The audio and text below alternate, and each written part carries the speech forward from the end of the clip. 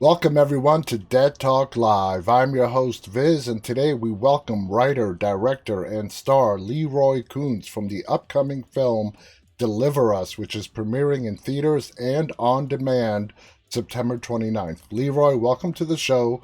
Congratulations on the film. Deliver Us takes the viewers on a journey that will have them long debating the film after it's over. So you guys did an excellent job, and it's a pleasure to talk with you today. So let's get right to it. Now, both you and Crew Innes, who was supposed to join us today but had a last minute emergency, uh, wrote, directed, and you star in the film. When did you and Crew meet and start your collaboration? Not just for this film, but for everything. So we met at USC Film School. I was at film school with Isaac, who's also the cinematographer and another producer. And I was just acting in another director's short film, and Crew was an actor there, and we just hit it off. My brother, actually, me and my brother wrote it together, and we actually met Crew there at USC. Wow. Now, Leroy, as you guys came up with this story, how did it start to take shape? This is a very complex story. It involves many different elements. How did this idea first take root? So the idea was actually from my father. I was visiting home, and we were at a brewery together, and there was this baby playing on the floor, and we had to kind of keep an eye on the child because it was just insane that they would leave them there. And my dad has always pitched me ideas. He's like, okay, you got to listen to me. I have this idea for a movie, and it's about a nun pregnant with twin babies. One's the Antichrist and one's the Messiah. And then I was just like, Dad, that's the best idea I've ever heard. And I talked to my brother about it. And we have both have a strong Catholic background, Mm-hmm. and we're really interested in, I guess, like theology and philosophy. And me and my dad, and my brother, we'd all read the same books together. And the Brothers Karamazov, that Uh-huh. story, the chapter in it, the Grand Inquisitor, Yeah. was a huge influence to kind of get this whole film started. Besides our background in the Bible, and I think we just drew upon that, and then our studying of lots of other religions and trying to find that common thread in a sort of like Joseph Campbell sort of way. Uh-huh. And it just Mhm. took off from there. Now, Yeah. you are one of the main stars, if not the main star of the film. Uh, Uh-huh.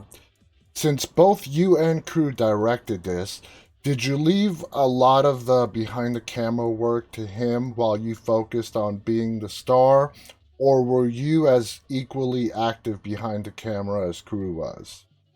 I would say that I obviously had a big part, especially in the planning of it, Mm-hmm. but that between Crew and Isaac together, I could lean on them to do a lot of that and making sure we got it. I think that what's great about us being two directors is that we're good at two separate things, Mm-hmm. and that we really work off each other and support each other what we do best. And absolutely. And then you can just let go because you trust your partner and he trusts Yeah. you, and you guys can go and do your own thing. Now, your character, Father Fox, very complex, a priest, sort of an exorcist, but you've broken your vows of celibacy and you're getting ready to leave the church. This all happens in the beginning of the film. How would you Uh, describe your character at the beginning of this film? I would say that he's still a man of deep faith, um, and that when he falls in love, and surprisingly, a lot of priests from my research do fall in love and have relationships outside of that, and they remain priests. And I got the idea. I remember I was reading a book by Pope Francis, and he said something along those lines that we quote is that it's better to be a good Christian rather than a bad priest, and And that that's is a line in the movie, too. yes. Uh-huh. And I think that meant, and I don't know if I necessarily agree. I think a Catholic priest should be able to get married, like the way that deacons are. Mm-hmm. Um, but he decides to just focus. He's from Canada, so he's gonna move back to where he's from. He has family there to, raise his family and maybe become a deacon. And that's explained to him in the movie as well, where the whole celibacy part is rooted in tradition, not so much in the dogma of Catholicism. Basically, saying it's sort of like an old tradition that the Catholic Church just still adheres to. Now, the story revolves around prophecy and, like you said, takes into account a lot of different ancient cultures for that prophecy. Tell us the importance of that more than you did already. I mean, expand on that scope. The cultures were like Akkadian, and then you go back to even more ancient civilizations. How did that all play into the whole thing? Yeah, so it starts with Zoroastrianism. So it's an Iranian temple is where that's happening. And something that's fun for people to know is that Freddie Mercury was a Zoroastrian. Oh, wow. And yeah, it's one of the first religions that talks about a single God. And Hmm. it's really the fundamental principle is this duality between good and evil. And there's like debate about whether or not, but that was a precursor to Christianity, Hmm. that idea, a lot of it. And so if we were going to try to connect them all together, we thought that that would be the perfect religion to explore, that would then be connected to everything else, as if every religion is like scrapping at these truths that are Yeah. there. Hmm. It's always kind of concealed to them.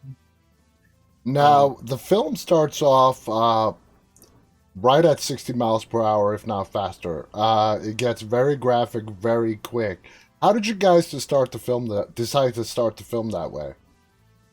we wanted to start it with something that introduced the prophecy and also something that was evil and felt visceral, and it wasn't shy on it, because especially since the rest of our film is like a slower burn. Yeah, uh, yeah. and It definitely yeah. was not shy on the visceral part. I mean, it grabs you right away.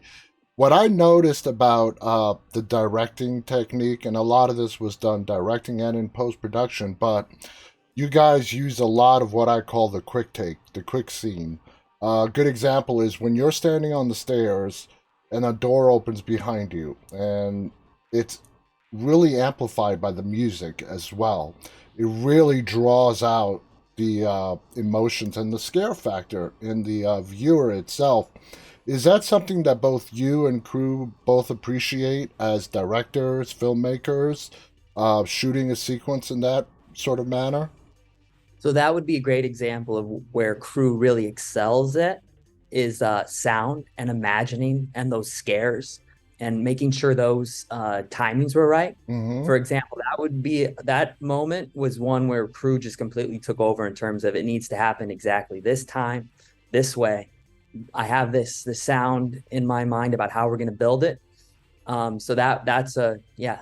That answers your earlier question. Truth be told, it scared the crap out of me. Okay, And good. and I had to rewind it and watch it again. There's nothing in the scene that is scary. It's all the music. The Yeah. music is what makes your heart stop, and it's a split second, but it scared the crap out of me. Now, Alexander Siddig plays Cardinal Russo, who Yes. seems to be a very conflicted character. He Uh-huh. believes in the prophecy. He believes, as opposed to Father Fox, in what's going on with the nun, but Yeah. he's hesitant to cross what I would call moral lines. When you guys Uh-huh. were creating the character, what were your intentions with him? So that would be where it was influenced by the Grand Inquisitor, and Mm-hmm. especially his character is someone who is good, like in their deep down, but performing evil in the sense that he thinks he knows better. Yeah. And if for people who aren't familiar with the story in the Grand Inquisitor, it's about the second coming of Christ during the Spanish Inquisition. Mm-hmm. And the Catholic Church actually imprisons Jesus, and he just gives them this lecture about how they know better and that he failed humans, giving us this much freedom and that we aren't capable of it. And Mm-hmm. so Vox Day in that spirit is carrying that out, thinking that they're protecting humanity and people in general, That's having brilliant. their own. Yeah. That's brilliant. Now, when it came to how you were going to play your character out, did you and crew have a lot of discussions, or was that really left entirely up to you? How we were going to see Father Fox played on the screen? So I would say just about everything is we discuss together, but for the most part, a big crew is like exactly how we introduce him with the camera. Mm-hmm. And then us working through about making sure that he starts somewhere, because I don't want to give away, but he goes to a place Hmm? that you might not expect, and so that it would you'd be expecting it a little bit based, but it's like more um, contained. Exactly. Yeah, yeah. That's a great way to put it without giving away any spoilers. There are a lot of tributes, not a lot, but several tributes to past films. The Shining, Uh, quick reference there. But another one that really stood out to me, I don't know if you've even seen the movie, The Omen 3, The Final Conflict. Okay, with Sam Neill in it. He played Damien. Was that film ever discussed by you two as sort of, I don't know, backdrop, sort of kind of inspiration, or was it just by coincidence? I actually hadn't seen The Omen 3 until after we shot it, Mm, but I was like, okay, wow, this is kind of perfect because the film is supposed to be a trilogy. It's supposed to, when we actually first wrote it, it was the boys were older, or we went to that stage. uh-huh. And now seeing The Omen 3, I'm like, wow, that's amazing inspiration for Yeah, yeah. yeah. Now, behind the psychological horror, we sort of Uh, touched on this already. The movie had its fair share of bloody scenes. There was no lack of gore, not as much as the great psychological horror that you guys brought us. How important was that to both of you? I think that was definitely a major theme, is because in all of the religions, it's dealing with the limits that the human body has and how fragile and vulnerable we are. Like there's Hmm. so much reference to flesh, and so I think, and if you read the Bible, the amount of gore that's in there, that's like Hmm. kind of like, hey, think about this, meditate about this. Oh yeah, Uh, it to us, it seems like when it done right, that it serves a story, or that, I don't know, that thing that we long to, or why we watch horror films in general. exactly. Now take us deeper into your character's mind. Your character suffers some pretty significant tragedies as the film progresses. Uh, but he doesn't, especially towards the middle and the second and third act, he doesn't really seem to show the emotions that we would expect. Would you say that is because everything is just happening so quickly, he's in a state of shock? Or is he being controlled by another force? I think that I would say his character was definitely inspired by Job in the Bible, who is having all of these absolute horrible things happen to him, and he is a devout servant. He's faithful, and we take him and we just see how far you can, push him whenever, like his plans for his life with Laura, and Yeah. some of the things that, without giving away, don't work out for him. I Then it gotta. starts. I gotta tell you, coming up with the questions today was very tricky because this is the kind Yeah. of film where you really got to be careful because the story's so deep and it's very hard to come up with questions without dancing around the spoilers landmines. I do have one final question, and I think you sort of touched on this a little bit in a prior question, but you mentioned you wanted this to be a trilogy.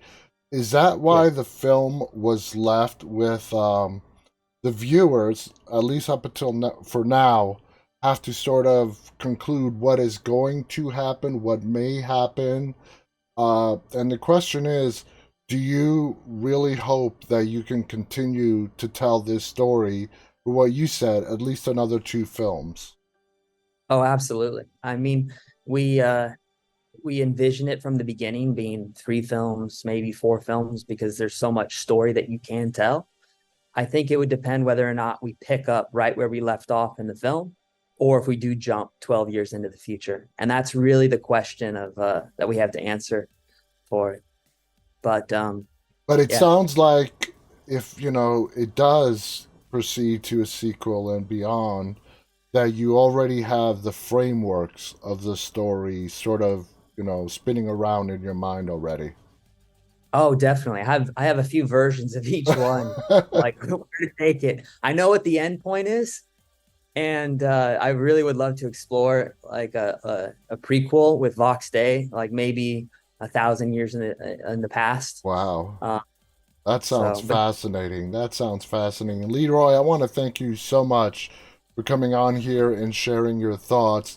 Again, everyone, the film is called Deliver Us. It is coming to theaters, digital, and on demand Friday, September 29th. You're not going to want to miss this one. It definitely takes you on a ride. Leroy, thank you for being our guest. I want to thank our audience, those of you who tuned in the middle of the day today live, and those majority of you who'll be watching this later on. On behalf of Leroy and myself, stay safe, stay walking. Bye, everybody. awesome. Thank you, John.